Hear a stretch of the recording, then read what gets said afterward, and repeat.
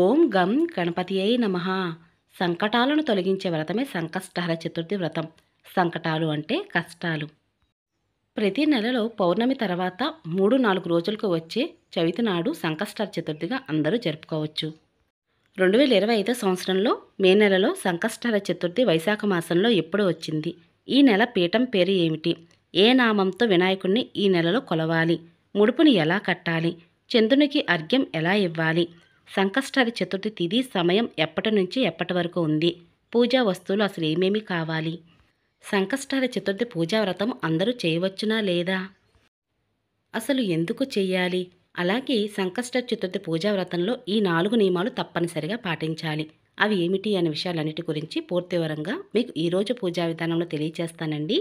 ముందుగా 2025 సంవత్సరంలో మే నెలలో వైశాఖ మాసంలో వచ్చినటువంటి సంకష్టహర చతుర్థి ఏ తేదీన వచ్చింది అంటే మే 15వ తారీఖు రాత్రి 1:47 నుంచి ప్రారంభమైనటువంటి చవితి తిథి మే 16వ తారీఖు శుక్రవారం వేళ రాత్రి 2:33 వరకు ఉందండి. కాబట్టి సూర్యోదయం ప్రకారంగా చవితి తిథి ఏ సమయంలో ఏ రోజున వచ్చిందో ఆ రోజున సంకష్టహర చతుర్థి అయితే మనం జరుపుకోవాలి. ఆ ప్రకారంగా మే నెలలో మే 16వ తారీఖు శుక్రవారం వేళ సంకష్టహర చతుర్థి పూజా వ్రతాన్ని అందరూ ఆచరించవచ్చు. మంగళవారంతో కలిసి వచ్చిన చవితి తిథిని అంగార సంకష్టహర చతుర్థి అని, అలాగే బుధవారంతో కలిసి వస్తే స్వామివారికి ఎంతో విశేషమైన రోజుగా పూజలు చేస్తాం. ఆ ప్రకారంగా శుక్రవారంతో కలిసి వచ్చిన సంకష్టహర చతుర్థి రోజున లక్ష్మీ గణపతులను ఇద్దరిని పూజించాలండి. ఆదిదేవుడైన వినాయకుడిని, సిరి సంపదలను ప్రసాదించే లక్ష్మీదేవిని ఇద్దరిని పూజించాలి ఈరోజు. ప్రతి నెలలో వచ్చే సంకష్టహర చతుర్థి అయినప్పటికీ కూడా ఆయా నెల ప్రకారంగా స్వామివారికి నామం పేరు, పీఠం పేరు వేరువేరుగా ఉంటాయి. ఆ నామం పేరు, పీఠం పేరుతోనే కొలవాలి. ఆ ప్రకారంగా స్వామివారి యొక్క నామం పేరు చక్రరాజ ఏకగణపతి నామం, అలాగే పీఠం పేరు శ్రీచక్ర పీఠం. పూజా వ్రతాన్ని మొదలుపెట్టే ముందుగా స్వామివారి యొక్క నామం పేరు, అలాగే పీఠం పేరు చెప్పుకోవాలి. ఆనవాయితీతో పని లేకుండా ఎవరైనా సరే సంకష్టహర చతుర్థి పూజా వ్రతాన్ని ఆచరించవచ్చండి. మరి నిండు గర్భిణీ స్త్రీలు, అలాగే పీరియడ్ టైంలో ఉన్నవారు, ఏటి సుతకంలో ఉన్నవారు ఈ పూజా వ్రతాన్ని ఆచరించకూడదండి. మిగతా వారందరూ కూడా సంకష్టహర చతుర్థి పూజా వ్రతాన్ని ప్రతి నెలలో కూడా మొదలు పెట్టుకొని పూజా వ్రతం ఆచరించవచ్చు. మరి స్వామివారిని పూజించడానికి కొన్ని పూజా వస్తువులు తప్పనిసరిగా కావాలండి. అవి ఏమిటి అంటే ముఖ్యంగా సంకష్టహర చతుర్థి పూజా పుస్తకము కావాలి. అందులో కథ అది ఉంటుందండి, తప్పనిసరిగా కావాలి. ఇంకా వినాయకుడికి గరిక అంటే చాలా ఇష్టం కదా, అందుకని గరిక కావాలి. అలాగే పీఠం పైన ఆసనంగా వేయడానికి ఒక తెల్లటి వస్త్రం, లేదా ముడుపు కట్టడానికైనా సరే ఈ తెల్లటి వస్త్రం తప్పనిసరిగా అవసరం అవుతుంది. వినాయకునికి ఎర్రటి మందార పూలతో పూజిస్తే చాలా ఇష్టమండి. అలాగే ఆసనంగా వేయడానికి తెల్ల జిల్లేడు ఆకులు లేదా గరికతో అష్టోత్తరం చదవడానికి కొద్దిగా ఎక్కువగా గరిక అనేది తెచ్చుకోండి. ఇవి ఉంటే సరిపోతుంది. ఇంకా తెల్ల జిల్లేడు పూలు ఉన్నట్లయితే స్వామివారికి మాలగా వేయడానికి లేదా అష్టోత్తరం చదవడానికైనా ఉపయోగించవచ్చు.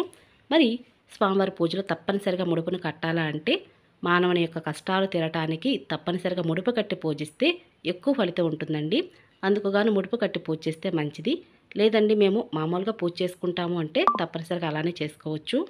మరి ఈ ముడుపు ఎలా కట్టాలి అని అంటే ఒక ఎర్రటి వస్త్రం కానీ, పసుపు వస్త్రం లేదా తెలుపు వస్త్రం అని తీసుకోవాలండి.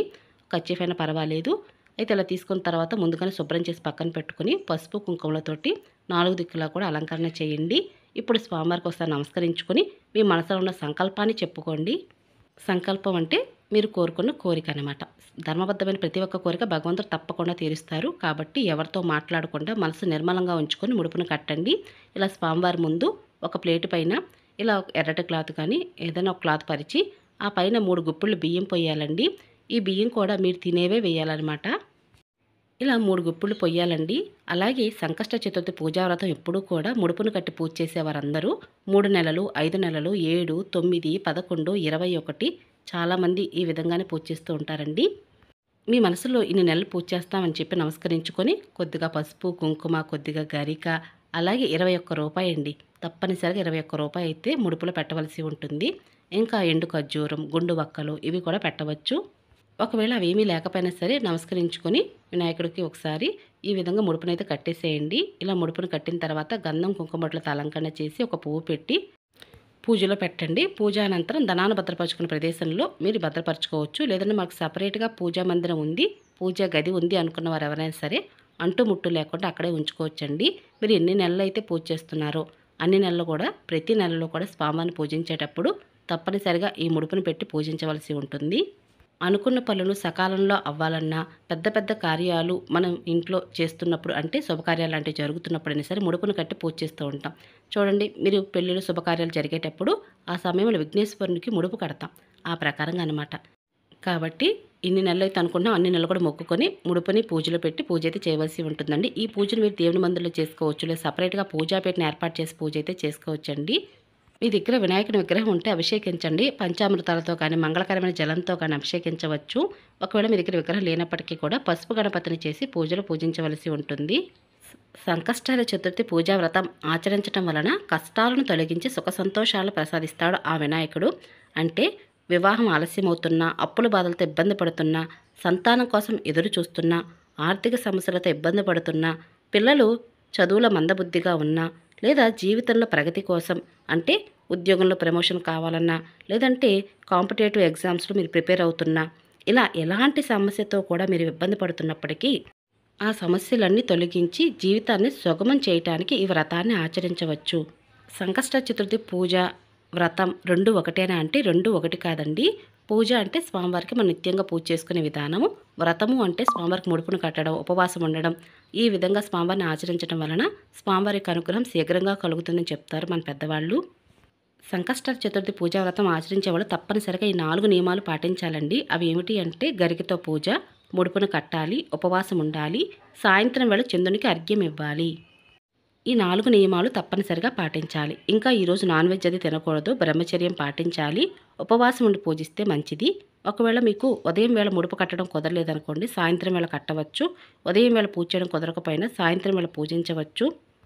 సాయంత్రం వేళ పూజ చేసేవారు మరి సాయంత్రం పూజ ఏ సమయంలో చేయాలి అంటే సాయంత్రం 5:46 నుంచి రాత్రి 7:22 లోపల పూజనైతే చేసి పూజను ముగించాలండి.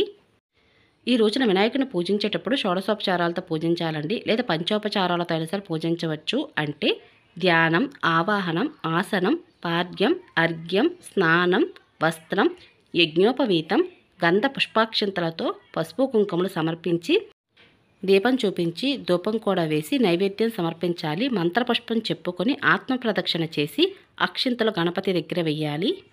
ఇలా పూజించిన తర్వాత వినాయకుని అష్టోత్తరం చదవాలండి. ఆ తర్వాత ఎవరైతే అప్పుల బాధలతో ఇబ్బంది పడుతున్నారో వారు తప్పనిసరిగా రుణ విమోచన గణేశ స్తోత్రం, సంకటనాశన గణేశ స్తోత్రం తప్పనిసరిగా చదవాలి. మరి ఈ స్తోత్రాలు ఎక్కడ ఉంటాయి అని అంటే మీకు ముందుగానే పూజా పుస్తకం చూపించాను కదండి, బ్యాక్ సైడ్ ఉంటాయన్నమాట. చక్కగా చదువుకోండి. లేదా మీరు మొబైల్ పెట్టుకొని చక్కగా వినవచ్చు. మీరు ఓం గం గణపతి నమః అనుకోవచ్చు. ఈ రోజున వినాయకుడికి ఏ నైవేద్యం సమర్పించాలి అంటే అటుకులు, బెల్లం పెట్టవచ్చు, ఉండ్రాలు పెట్టవచ్చు, లేదా అప్పాలు, పండ్లు ఇవి ఏవైనా సరే వినాయకుడికి ఈ రోజున నైవేద్యంగా నివేదన చేయవచ్చు. మరి ఉపవాసం ఎలా ఉండాలి అండి అని అంటే ఉపవాసం ఉండదలిచిన వారు ఉదయం నుంచి ఉపవాసం అయితే ఉండవలసి ఉంటుందండి. ఉదయం నుంచి చాలామంది కూడా ఏమీ తినకుండా అలానే ఉపవాసం ఉంటారు. లేదా కొంతమంది టిఫిన్ లాంటివి తింటూ మధ్యాహ్నం వేళ ఏమి తినకుండా మళ్ళీ స్వామివారికి పూజించి సాయంత్రం వేళ పూజ చేసి ఆ తర్వాత చంద్రునికి అర్ఘ్యం ఇచ్చి ఆ తర్వాత భోజనం అయితే చేస్తూ ఉంటారండి. ఇలా మీరు ఎలా ఉపవాసం ఉన్నా కూడా భక్తితో అయితే వినాయకుడిని పూజించండి. తప్పకుండా మీరు కోరిన కోరిక తప్పకుండా త్వరలోనే నెరవేరుతుంది. ఉపవాసం ఉన్నవారు తప్పనిసరిగా చంద్రునికి అర్ఘ్యం ఇవ్వాలండి. ఆ తర్వాతే ఉపవాసం అని చెల్లించాలి. మరి ఈ అర్ఘ్యం ఎలా ఇవ్వాలండి అని అంటే మీరు సాయంత్రం వేళ కూడా వినాయకుని పూజించిన తర్వాత ఏదైతే మీరు ప్రసాదంగా పెట్టారో ఉండ్రాళ్ళు లేదా అటుకులు, బెల్లం అవి మీరు తీసుకుని ఆరు బయటికి తీసుకురండి. చంద్రుని కిరణాలు పడే ప్రదేశంలో పెట్టండి. ఆ ప్రకారంగా చంద్రుని దర్శనం చేసుకున్న తర్వాత మీరు తీసుకొచ్చిన నైవేద్యం మీద చంద్రుని కిరణాలు పడేలా చూసుకోండి. ఒకవేళ చంద్రుని రాక ఆలస్యం అయితే ఏం చేయాలండి, మరి అర్ఘ్యం ఎలా ఇవ్వాలండి అని అంటే ముందుగా అసలు అర్ఘ్యం ఎలా ఇవ్వాలో తెలుసుకుందామండి. ఎటువంటి ఒక రాగి చెంబు అయితే తీసుకోండి. అందులో నిండుగా నీళ్లు తీసుకొని పసుపు, కుంకుమ, అక్షింతలు, ఒక పువ్వు అయితే పెట్టండి. ఇక ఆరు బయటికి వెళ్ళండి. చంద్రుని చూస్తూ 3 దోశల్లో నిండుగా నీళ్లు తీసుకుని చంద్రుని చూస్తూ 3 సార్లు నీళ్ళనైతే నేల మీదకి వదిలేసేయాలి. అది తొక్కే ప్రదేశం అయి ఉండకూడదు. కింద ప్లేట్ పెట్టుకుని నీళ్ళైనా అందులో వేసిన తర్వాత అవి తులసి చెట్టులో కానీ లేదా పచ్చని చెట్టు మొదట్లో కానీ నీళ్ళని పోయాలి. మరి ఇప్పుడు చంద్రుని రాక ఆలస్యం అయితే ఏం చేయాలి అంటే ఆకాశం వైపు చూస్తూ ఈ విధంగానే చంద్రునికి అర్ఘ్యం అయితే ఇవ్వాలండి. కొంతమంది పాలుతోని బియ్యంతో కూడా ఇస్తూ ఉంటారు అర్ఘ్యం అనేది. ఒకవేళ ఆకాశంలో చంద్రుడు కనబడకపోతే అప్పుడు నేను స్క్రీన్ మీద ఇచ్చినటువంటి మంత్రాన్ని చదువుతూ ఆకాశం వైపు చూస్తూ ఇలా అర్ఘ్యం అనేది ఇవ్వండి. ఆ తర్వాత మీరు తీసుకొచ్చినటువంటి నైవేద్యాన్ని ఆకాశ కిరణాలు పడేలాగా చూసుకొని ఆ తర్వాత నోట్లోకి ప్రసాదంగా తీసుకొని ఇంట్లోకి వెళ్ళి ఉపవాసం అనేది చెల్లించాలి. ఈ విధంగా ఉపవాసం అనేది విరమించాలి. తప్పనిసరిగా అందరూ కూడా సంకష్ట చతుర్థి రోజున చంద్రునికి అర్ఘ్యం అనేది ఇవ్వాలండి.